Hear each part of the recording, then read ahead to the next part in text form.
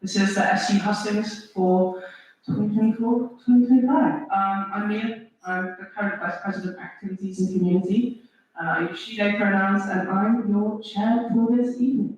So it's live stream, remember, hence the 10 seconds of clapping, and it will be continuing to be live streamed until the end of tonight. I am joined by our own returning officer, Joe, and he's going to be keeping time. So he's the time man. When I put my hand up, you've got 10 seconds left. When I hit the lovely gap down, that's when you need to be done.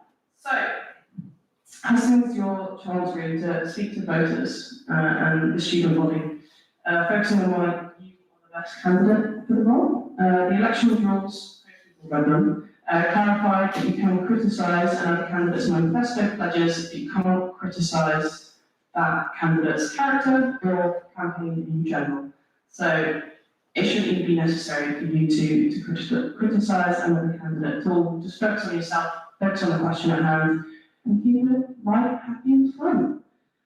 So we're going to go through each of the different roles. Each candidate is going to be given a minute to make an introduction speech, which will be timed. Candidates will then be asked 3 questions by myself, and you'll be given 30 seconds each to respond to those. And we're going to alternate the order, so we'll go left to right, right to left. Questions, as I said, will be asked by me, and timed by Joe, and we're going to order of the roles. So, first up, we're going to have Vice President, Postgraduate Education and Access. We'll move on to Vice President Welfare, then Vice President Liberation and Equality, Vice President Undergraduate Education and Access, President, and last but by no means least, in my humble opinion, Vice President Activities and Community, the best in my opinion. And then we'll close the evening. I'll remind you about key dates and whatnot, because you're all having loads of campaigning, so then you've got to stop that when voting will open. And wish you all the best of luck. So, are we all ready to rumble? Everyone please hydrated? Cool. So, Vice President Postgraduate Education and Access, are you ready to go? Right. So, we've got 2 candidates who sadly can't be with us today. Rick Jones from St Hugh's College. I've got a brief speech that I'm going to have to read out for him. And we'll go on to the people live with us today. I was going to try and do an impersonation of each of the candidates that couldn't be here to get them to send me a quick clip of the talk, but that did not happen, which was quite thankful. So, this is from Rick. Hi everybody, I'm Rick, and I'm really sorry not to be with you tonight. I have 2 main priorities. First, there should be a second sabbatical officer for postgraduates. The majority of Oxford students are postgrads. I think there should be a second sabbatical officer, so one can focus on representation, and one can focus on providing services to societies, campaigns, and MCRs. Second, I think the student representatives on University Council should be full members, not just being in attendance like they are now. Every other university has their student reps as full members, including Cambridge, and it is time Oxford caught up. This would give students a vote on everything from how to allocate the annual £2.8 billion budget to sustainability. If elected, I will visit every college, every term. I'm sorry again for not being with you tonight. Find me on Facebook and get in touch with any questions. So, that was from Rick. And then we also have Louise. She sadly is unable to join us tonight. And so she was in advance and will receive a speech today at 3. So we'll move on to our in-person candidates. So first up, we've got Lauren from Wolfson College. You've got a minute. Good luck. Hi everyone. So my name is Lauren, and I'm studying a master's in criminology and criminal justice at Wolfson College. I'm originally from South Africa, and I did my undergrad there.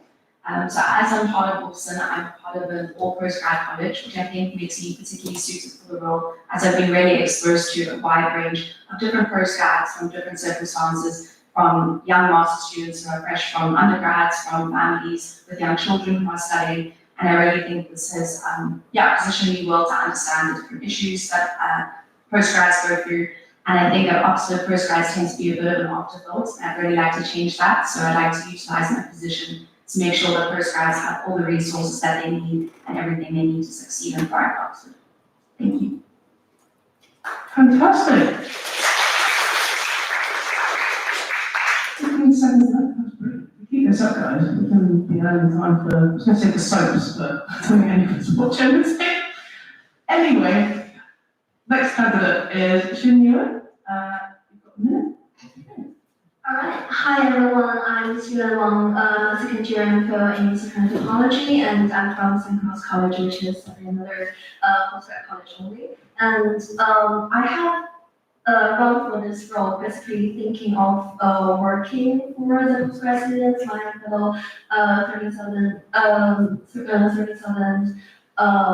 scholars to be, or let us say early career givers in academia, that they might matter publications for them, but it has been said that most of us master students and possibly a big majority of degree students doing certain disciplines do not have access to publications. And I happened to become the quantitative editor for my departmental journal for the past 2 years, and I got the support of those professors and perhaps realizing that how peer review process has to be made clear to my postgrad fellows and to create a collective of students to get to know how to publish easier. And I think that matters the most for the postgrads, and that's it. Thank you.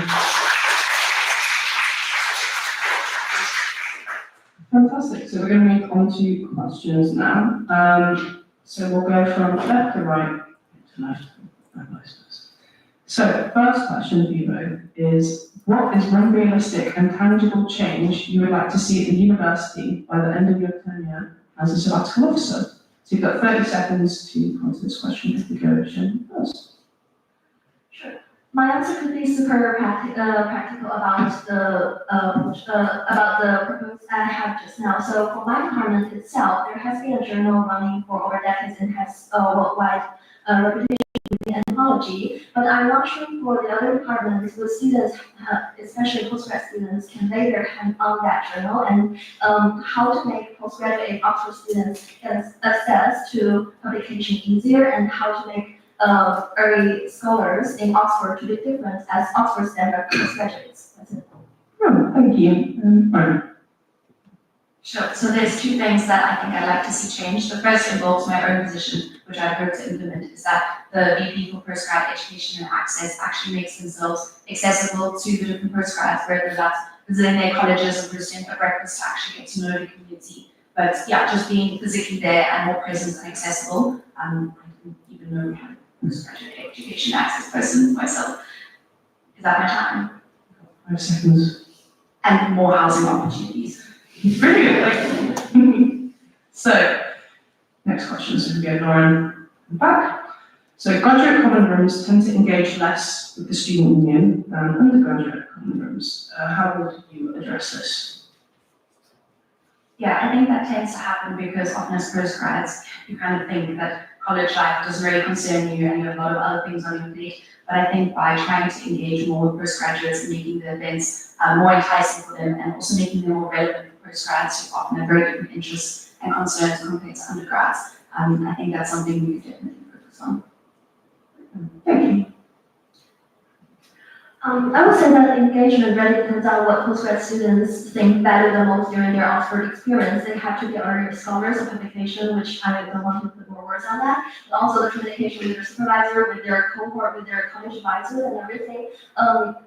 SU is supposed to be a platform for postgrads to ease their Oxford life and smooth their experience of their, so smooth their experience for how to live as a postgrad in Oxford happier. So, and they will evolve. Brilliant, thank you. Just a reminder, when I put my hand up, you've got 10 seconds left, and then if you're over time, I'll hit the gavel. Right, final question, so left to right. Some graduate students struggle to work with their assigned supervisors. How would you improve these relationships university-wide? All right, thank you. I'm happy to continue my speech just now. So, college advisor, for example, that has been one, like the third party to get involved in that relationship. And also, Oxford SU, especially the champion for suspended students and so on. I'm personally a suspended student member myself. So, it has really been important that physical and mental support, how to get in touch with the GP, how to get in touch with adult mental health service, and how to get in touch with all support for the students, that they are not alone facing whatever supervisor they are facing. Thank you.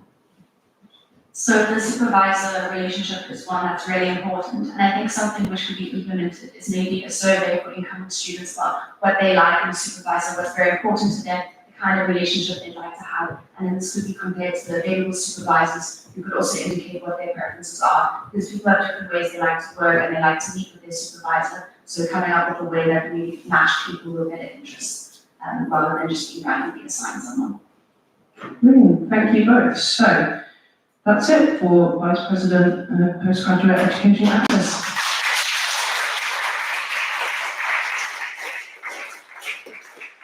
Fantastic. So we're now on to Vice President Welfare. So just a reminder, you've got a 1-minute speech. I'll put my hand up, and you've got 10 seconds left, and then I'll hit the gavel once you're done. Hi everyone, my name's Alfie, I'm from Community Welfare. I want to always keep technology trying to improve everyone's lives in meaningful, material ways. Everyone improves people why the SU is useful. I think there's a lot to talk about, like what can this do for us, what I actually want to improve things like accommodation, improve things like access to welfare support, and improve things like a reading week, which I've been working with the current VP on, and in like sort of bringing about an actual space in the SU, so like something like a cafe where people can just spend time in, because right now, to be honest, it's not the next space to be in. And I just want to sort of improve the material ways of people's everyday lives, make accommodation more accessible, particularly in the fact of vulnerable students. I've been class act coaching and worked in that significantly, and I've been the senior welfare rep for 2 years of the LGBT sub, so I've been doing this for a while, and I'd like the support. Oh, thank you.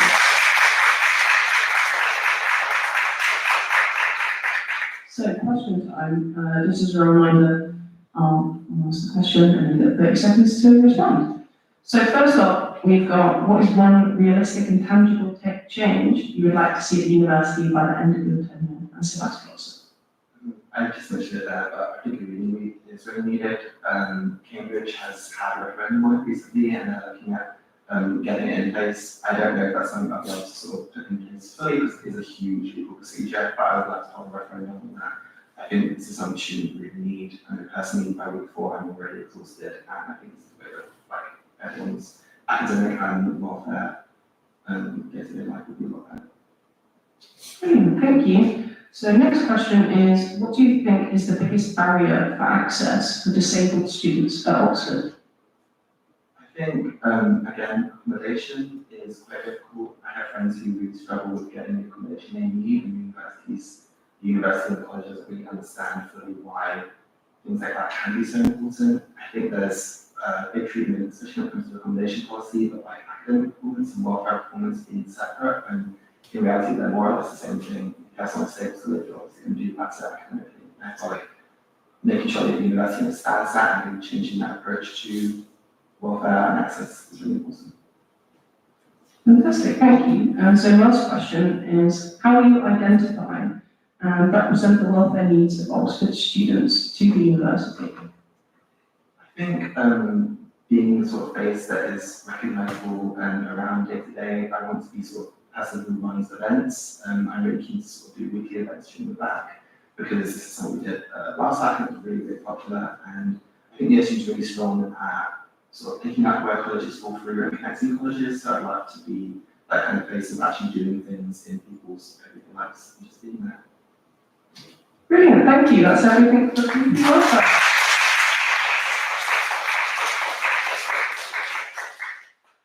Gorgeous. So up next we've got Vice President Liberation and Equality. I'm just going to read out Adja's speech that she sent over to us. She's sadly not come in today. Right, so I'm not going to do an impression again, don't worry.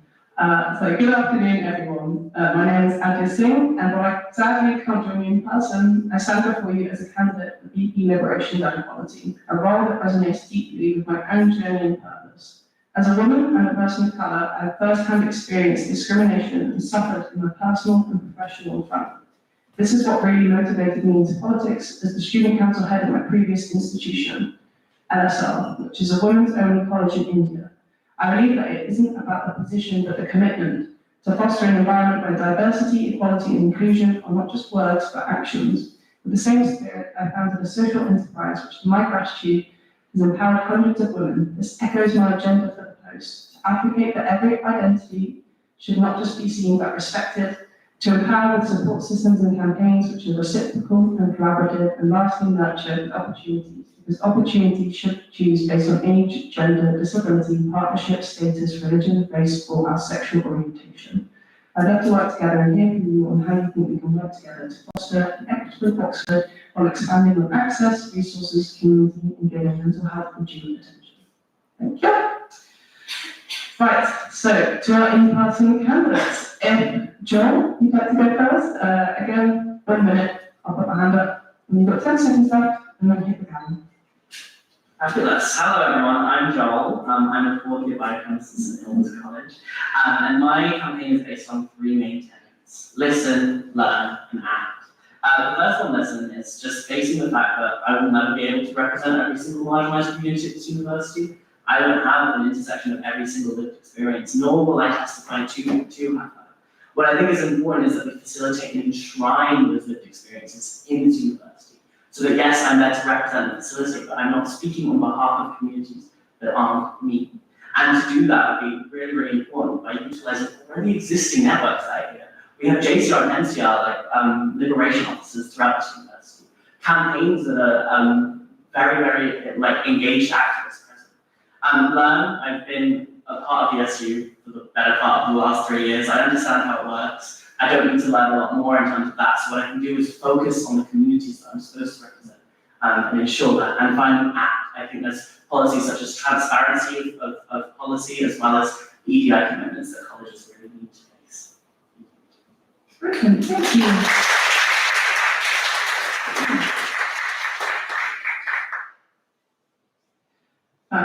We've got Farah next. Just a reminder for the microphone, it's just a button at the bottom. Click it on. Fantastic, there you go. You've got a minute.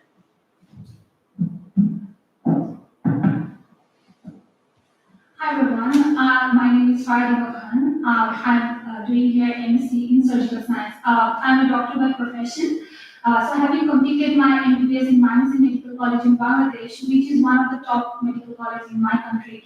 Bangladesh is being a low middle income country and densely populated country faces of challenges with around 0.63 doctors per 1,000 people, one of the lowest ratios globally. In a single admission ward, we have to handle at least 300 to 350 patients with just 2-3 doctors. As a result, I have gained day-to-day training in leadership, working with limited resources, having patients in high pressure situations, and kindness towards mankind. Importantly, I possess the ability to listen to others' problems with utmost patience, respect, and kindness. I consistently strive to uphold human rights through my work in both professional and personal life. My primary motivation is my profession, which has allowed me to observe the gap in human rights in my society, motivating me to address and discuss it. This realization propagates for areas where people are neglected and lack what they truly deserve. That's why I am here to represent Oxford students to work for the vision. Thank you.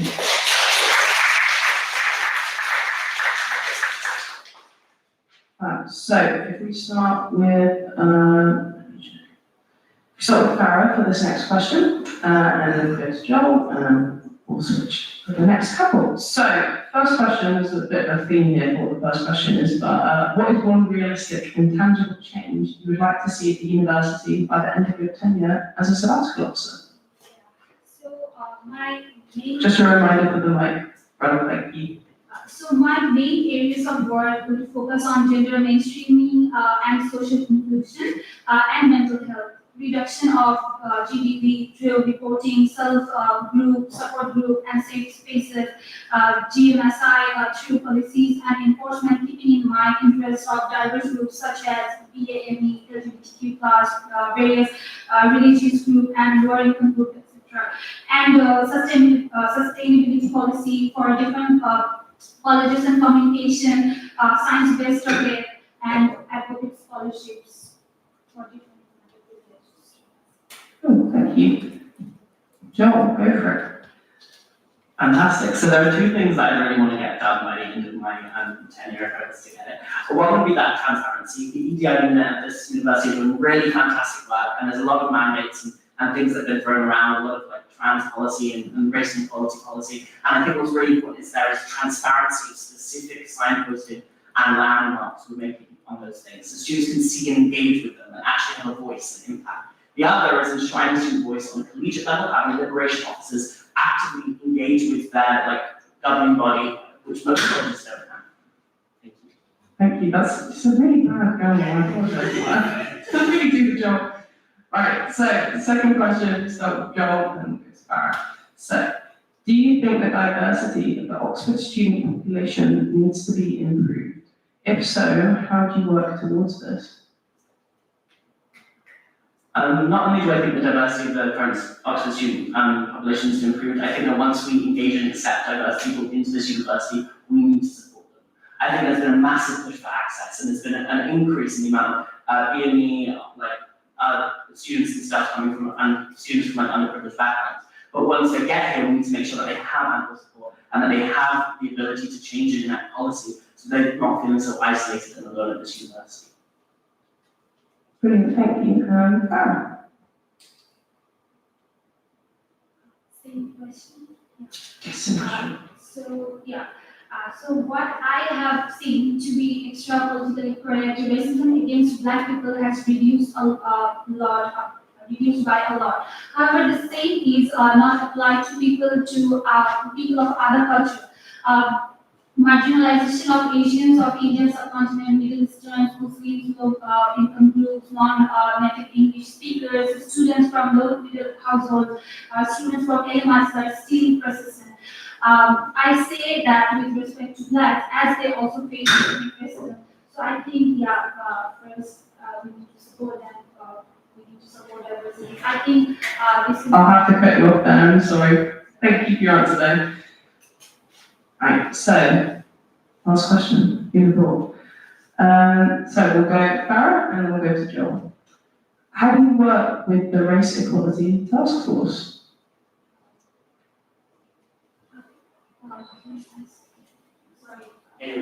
Repeat the question, of course. How do you work with the Race Equality Task Force? As I already mentioned, the main thing I struggling with is new environment that is because of my race. I think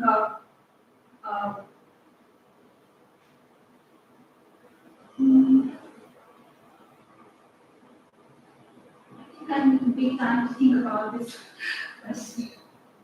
Oh, thank you. Joel, you want to answer that? Cool. Yeah, I love my two. So I think there's two things that I would talk about. First of all, obviously I'm white, right? And that's something that means that I need to engage and enact, and it's not my voice that's at the center of that conversation.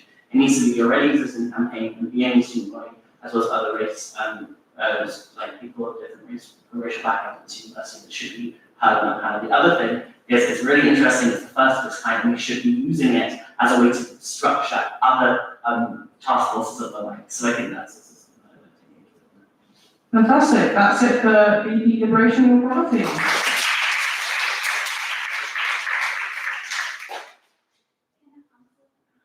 I'm sorry, no, time's up. If you could also mute your microphone up, that's okay. Brilliant, thank you. So we're now on to Vice President, Undergraduate Education and Access. Emma, you've got a minute for a speech, and I'll put my hand up. We've got 10 seconds left, and then I'll hit the really rubbish gavel once your time's up.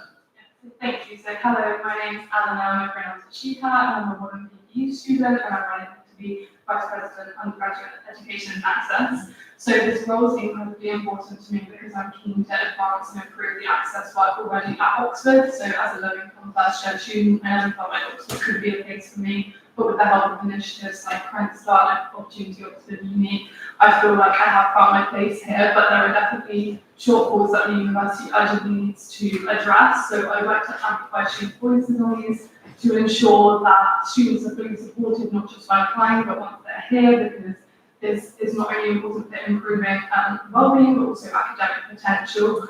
So some of my key ideas, first and foremost, would be increasing the support for care experience in the students, because often they're across from our group. So this would be helping understand language so they can get accommodation, and also have fun ideas like unionising rent strikes and free and accessible speaker events. Brilliant, thank you.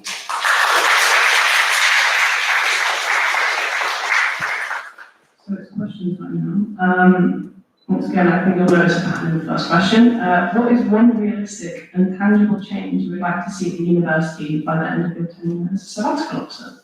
So I think one of the most important changes surrounds rent prices. I think given the current cost of living crisis and student finance not rising in line with increasing housing costs for students, I think it's fundamental that we work together and we use the collegiate system in order to provide the better rent prices. So like Cambridge and Union, we could unionise, create rent strikes so that students don't worry if they can even afford to continue to study here.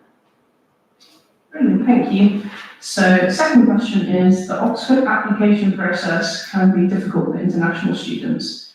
How would you aim to improve this? Yeah, I definitely think that access is such a huge intersectionality, and we need to be key in acknowledging that international students do fall within that as well. So I think expanding what Oxford does with, for example, Opportunity Oxford in helping all students, including international students, understand the application process, because it's very intimidating if you don't know somebody who's gone through that. Brilliant, thank you. And final question is, if there was further industrial action taken in the future, how would you support students and what would you do to lobby for change? Yeah, sure. I think as students, we have to support amazing stuff around us who are doing work that help enrich and provide our educational experiences. But of course, that doesn't mean acknowledging the sort of destruction that can give students and the inconvenience. But I think rallying behind staff and stressing to students the importance of you can't be annoyed at the striking staff members. You need to be annoyed at an institution that is potentially financially exploiting those staff and students. Brilliant, thank you. That's everything for VP undergrad education. Right, we're on to the big one now.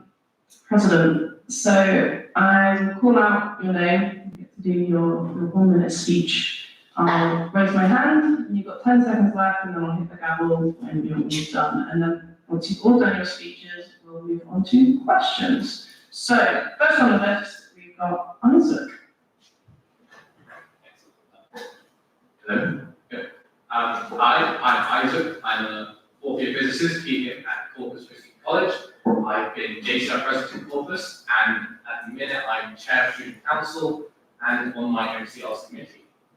My goal in running for president is quite simple. It's to reform, to engage, and to transform. The SU isn't working. I think everyone's going to say that today. And my biggest promise beyond anything else is to make sure that the SU is a place to listen and to act. Listen to the concerns of students and act with Oxford's communities. The JCRs, the MCRs that help society's departments to achieve these goals and use the SU's resources, in my experience, to deliver this. I'm going to stop the SU being a top-down institution and make sure it works from bottom up. I think my experience puts me in a great situation to actually engage with colleagues, postgraduates, and the university governing societies. I'm going to do the lasting change to increase engagement and make the SU work for all. Right on the money. Up next, we've got Ruben. I'll start by just saying that this university has changed my life. The academic and extracurricular opportunities there are amazing, but what has really changed my life is you guys, the students. My name is Ruben Constantine, I was seeking pronouns, and it would be an honor to represent you as SU president. My campaign slogan is Make Oxford Smile, because while I think that Oxford has made some progress from a time when it was almost exclusively straight white upper-class men who could come and study here, and the SU has been extremely important in those changes, there is still a really, really long way to go before all sorts of people can not only come to study here, but also feel happy and welcome while they're here. That's why I promise to prioritise the things that really matter to student happiness, such as financial parity across colleges, welfare for postgrads and undergrads, and access to diversity. Together we can make Oxford survival.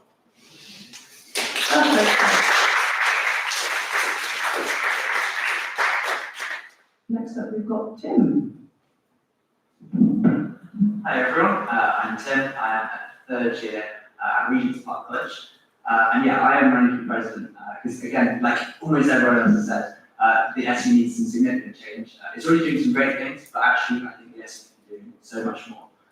So yeah, we've got over £1 million in the budget. We've got 17 full-time members of staff. And yeah, I really don't think we're seeing results. So the three priorities for me in terms of policy that I'm going to be putting forward are going to be mental health, accessibility, and building an Oxford that leaves no one behind. I think for me anyway, mental health is a real priority. I think if we haven't struggled ourselves with mental health, I think everyone will have friends who really struggled with the pressure that Oxford has. And so for me, in everything that the SU does, we should be thinking about mental health because so many people in our generation are really struggling. I'm already running out of time, but yeah, please do go through and let's build an Oxford that leaves no one behind.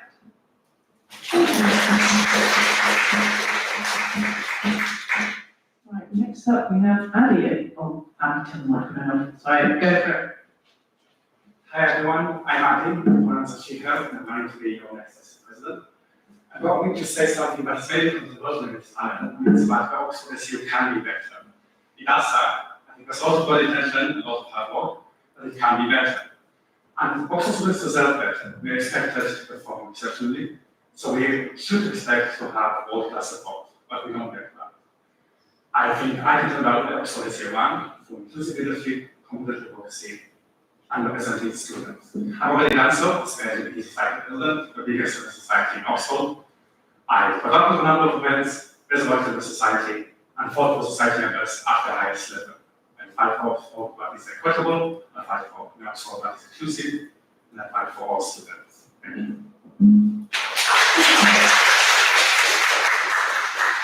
Next up we've got Lee.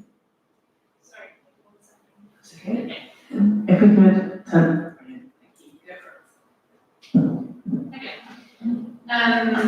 I'm Elliot, Elliot Bosner, but you might know me by Grace. I'm here because I think I can do this job well, and that's because I'm running on 3 very simple things. Those are fixing the SU, standing up for students, and pushing the university to be better. That might sound ambitious, it might sound like really big goals, but they're important, right? That's why they are important and they need to happen now. Obviously, none of this can happen with me alone, and that's why I'm delighted to be surrounded by some really strong candidates for vice presidential roles. And I also want to take this opportunity to acknowledge the important work that has been done and will continue to be done by former and future SU committees. That being said, I know from experience that when you have intentions, when you have hope, when you have support, and you have resilience, you can get a hell of a lot done in a year. And if I am elected president, I promise to do my utmost to make progress on the issues that we'll talk about for you.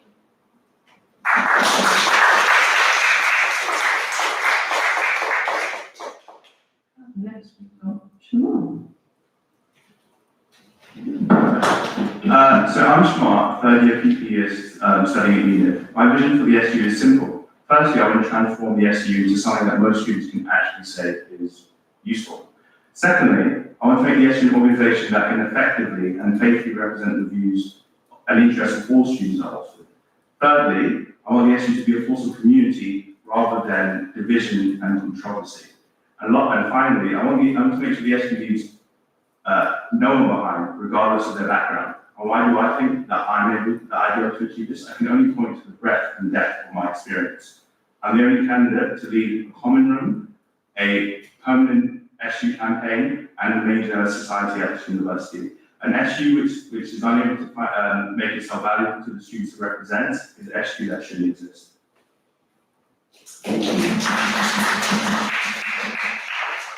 Right, so that's all of the speeches from our president candidates. I'm now going to go through the questions. So what we'll do is we'll start from Tim, and we'll work our way down. Each of you have 30 seconds to respond to the question. I'll do the same, raise hand and gavel to cut you off. And for the next question, we'll start from this side and carry on. Right, so number 1. what is one realistic and tangible change you would like to see at the university by the end of your tenure as a sabbatical officer? So I think at the root of a lot of the problems in SU is actually the fact that students aren't engaged. Most people will go to Freshers Fair and get an email each week that they probably delete and don't read, and that's sort of the limit to their engagement with the SU. And I think to solve the problems that we have in the university, we need student engagement with the SU. And I think my number one priority would be to change that, because through that we would then be able to solve lots of these other problems as well. Thank you. Sure. Yeah, I think the biggest possible, well, in terms of impact change that I think I can achieve in a year is the creation of a comprehensive database of colleges and discrepancies between them in terms of the services they provide. I know a lot of work was attempted on this by the SU in the previous year, however, unfortunately wasn't able to be finished. And I think that this is really important for 3 reasons. First of all, it informs students what they're actually, in terms of when they're applying to colleges, what they're actually applying for and what they're getting from their service. And it also puts pressure on colleges by exposing, the lack of services that they're providing compared to their competitors, which are. Thank you. Adi. So I'm an ambitious woman, so thank you free. And first, lower quality standards, as I've said, I think the Oxford experience should be the same at every college, no matter how much development it has.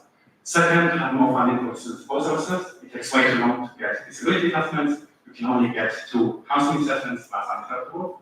And third, suppose also more. Right now, marginalized at university, SU should be including podcasts and presenting podcasts more. Thank you. Isaac. I would like to see university funding societies actively working with the SU and being advised by the SU. I think that this is a key untapped opportunity to change the student experience and to make sure that students are engaged with the SU in as many ways as possible, and that they feel like they belong, they feel grateful to the SU for the role that the organisation plays in their lives. Oh, thank you. Elliot. Well, my priorities would include things like financial hardship, mental health, anti-discrimination, and ties to fossil fuels and arms trades. These are some of the things that I want to work on, but essentially, like pretty much everyone here, I want an SU that people believe is capable of making change, and I want to achieve that by making those changes. For me, that would look like, on a personal level, the things that would resonate with me is things like trans liberation and safety and security of trans students. But everyone in this room and everyone watching, everyone not watching, has a priority that matters to them, and I want to make progress on that priority for each and every one of you that makes you believe this SU can make change for you. Oh, thank you. Ruben. Sure. So I have a number of projects, some of which stand out, such as the reading week, some of which are slightly easier to implement. But the key to implementing all of them would be essentially better communication with the SU, and the way I would achieve that is by acknowledging the fact that we are a collegiate union. Everything here works on a college level, and so we really need better communication between JCRs and MCRs and the student union. Especially MCRs, master's students or postgraduate students are the majority of the student population, and they're massively underrepresented. Oh, thank you. So on to the second question, we'll start with Ruben and then we'll work our way back down. How do you build trust between the common rooms and the student union? That's really good because it leads directly on from my last point. To build trust, you need more communication. You need to have friendly faces, people who know each other, people who meet in person on a regular basis. Those meetings, I believe, do exist, but make them more regular, make them more efficient, let's say, and foster an atmosphere of empathy in those as well. Thank you.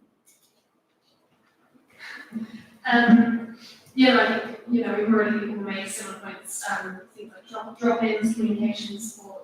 I want to emphasize completely believe in all of those things that we're all saying, but on a personal level, I think the reason that I in particular will be able to achieve that is because I am a painfully honest and transparent person. It is totally to my detriment. I struggle to write essays and complete them because I want to tell the whole truth and nothing but the truth. But it is who I am, and I think it will make me a good person. Thank you. Well, I think in is pretty simple for me. I've been on the other side of this. I've been a JCR president. I'm in my MCR common room and on that committee. And so I know why it feels like there's this distrust, and it feels like the SU is often working against it, also in common rooms, not with them. So I would, as people have said, and will say, we regularly look to get to those meetings myself, make sure I'm seeing all the colleges regularly, but also making sure that I'm working with them, with their colleges, so that I can advise them and help them deliver on what they want. Thank you. Eddie?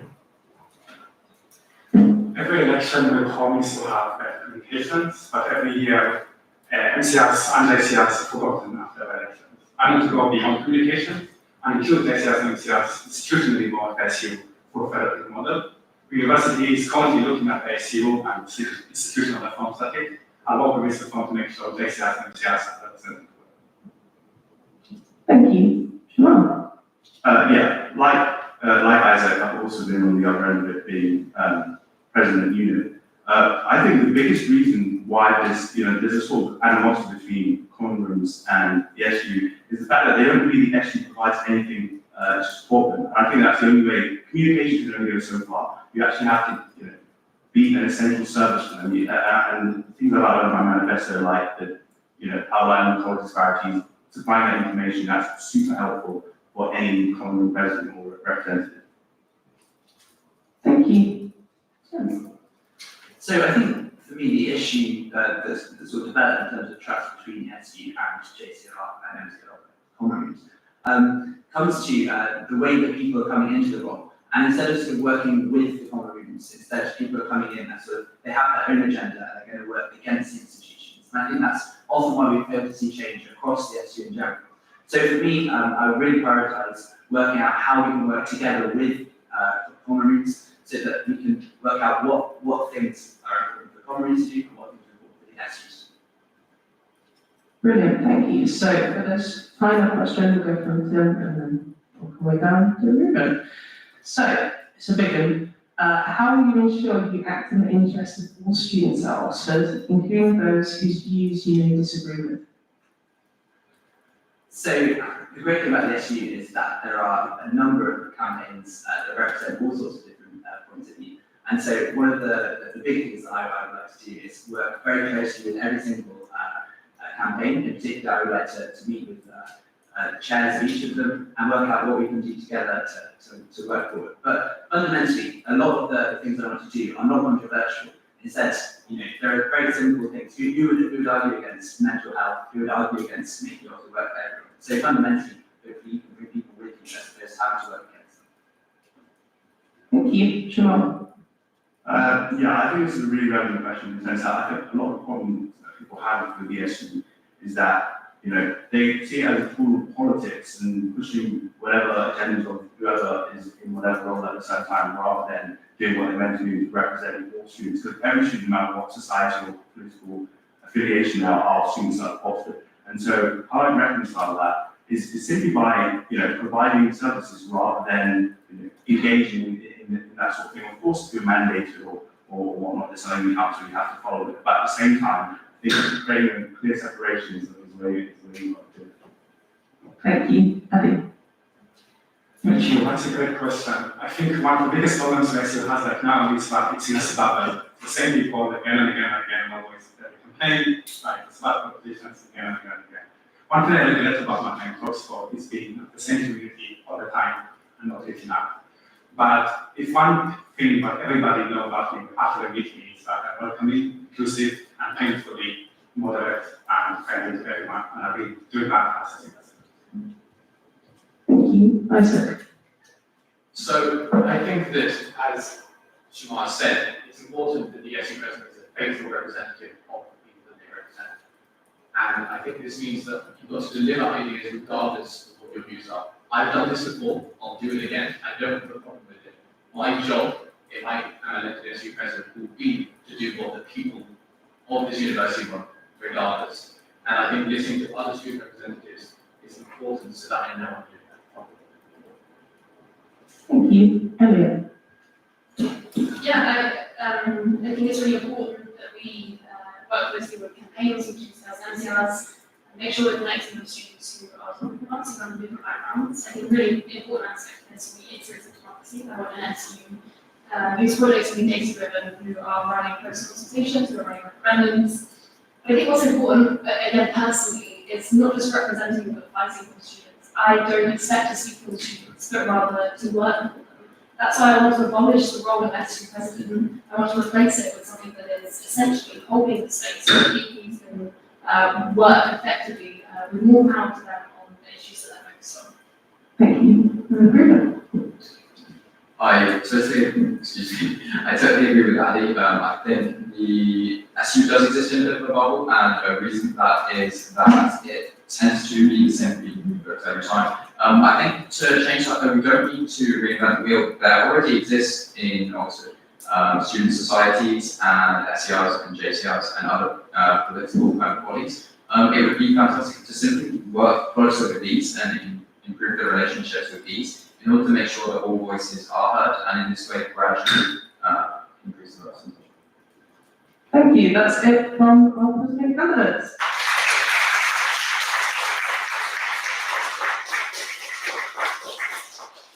Right, this is the last and best one. So we're now moving on to Vice President Activities and Community. Just a reminder, you've got 1 minute each for your speeches, and we'll start with Alessa.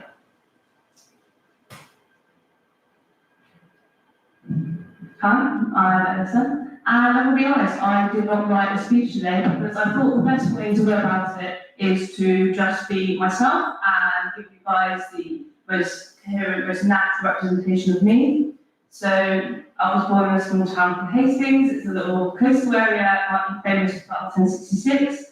My mum's a hairdresser, my dad's a security guard, and it's taken quite a lot for me to get here actually. And I think if you follow my social media channels, you'll be able to see that a bit more clearly. All I have in front of me is my manifesto, so I just don't miss these points. Basically, I want to Oxford to to everybody.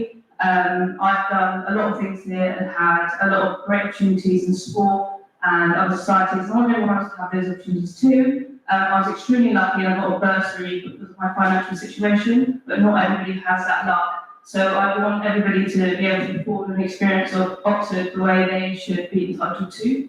Eat healthily, have gym access, I care about the environment, and I want to support small clubs. Thank you.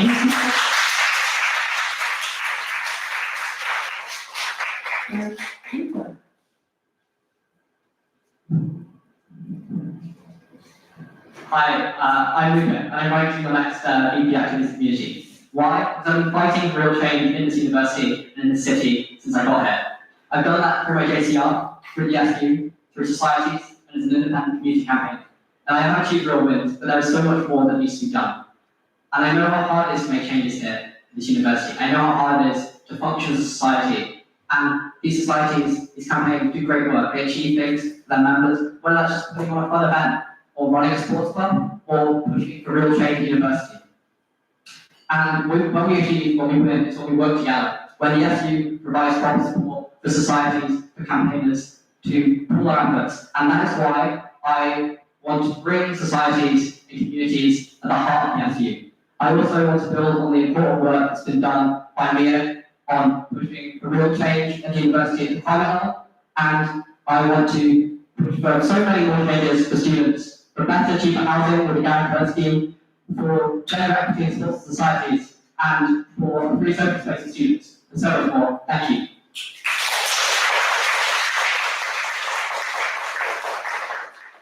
Thank you both. So moving on to the 3 questions now. If we start with Luca.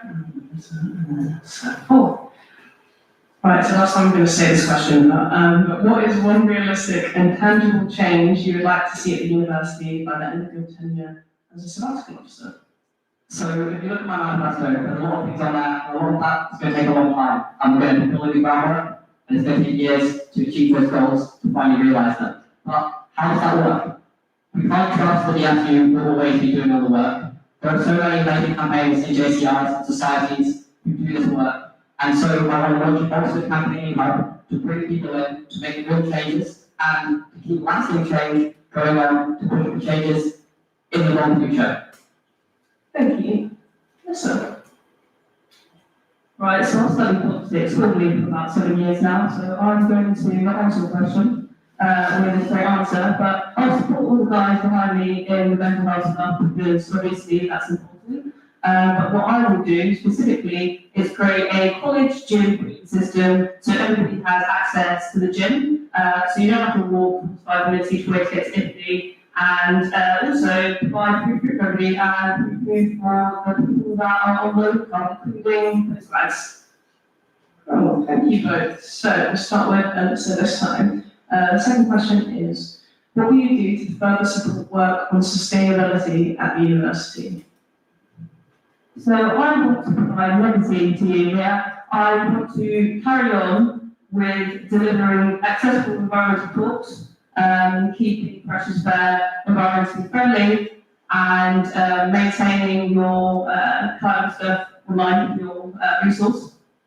But most importantly, I want to push colleges into accepting the Oxford sustainability conditions. Hold them to account and push reports to actually do it. Oh, thank you. Luca. Hi, yeah, so I'm currently the chair of the Environmental Impacts Campaign, so I've been working on this for a while. I successfully last term passed a motion in the SU that divested the SU from fossil fuel companies, and I want to do the same at the university level to continue pushing that. This is work I'm already doing, this is work I want to carry on doing. This university is not doing enough in sustainability, and I think I'm doing that by making sure my campaign is carbon neutral. So I'm not costing the planet whilst making SU the local planet. Brilliant, thank you both. Final question. How do you bridge the gap between the student body and the Oxford community? And we'll go Alyssa and Lydia. The student body and the Oxford community, as in the people that live in Oxford, anyway. So I think that I am pretty qualified in making stuff on social media, and I've had roles in public relations in the past, in law maybe, and I really just want to use my expertise in being someone that's accessible and publicly accountable to these types of motions, and so bringing the local community and local students together to explain my voice on my channels and publicity and events. Oh, thank you. Also, I apologise. I went the wrong order, so sorry for that. Go for it. Hi, yeah, so I'm already involved in community organising in this city because I believe that people who live here deserve a good life just as much as the students. I want to keep working on that by working with local councillors, with the council, county councillors, with community organisers from across a wide range of perspectives who are campaigning for change happen in the city to see how we as the SU can support them, how students can support them, and how they can support the students.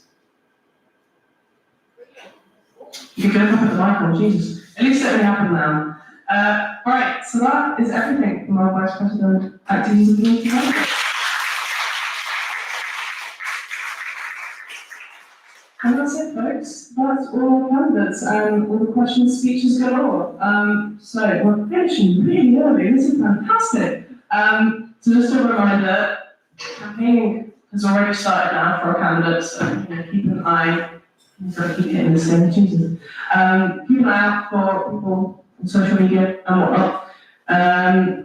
Campaigning then finishes at the 5th of Feb, which is when voting opens. And the voting will close on the 8th of Feb at 6 p.m. that day, so it's Thursday, 8th of Feb. Go vote. It's giving democracy. You're in our elections era. I can't remember the other slogans, but keep your voice matters, your vote matters, but giving the democracy one is my favourite one. And yeah, thanks for all of our candidates for putting in such hard work coming out this evening. It's really great to see some lively faces who are really passionate about what they want to do and what change they want to see. So we can have one last round of applause for everyone, and then call it quits.